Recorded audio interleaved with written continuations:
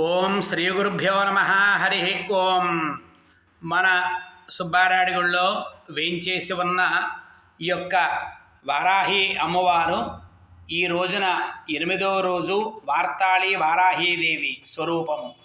ఈ యొక్క అమ్మవారిని చూసి అందరూ కూడా నమస్కారం చేసుకోండి.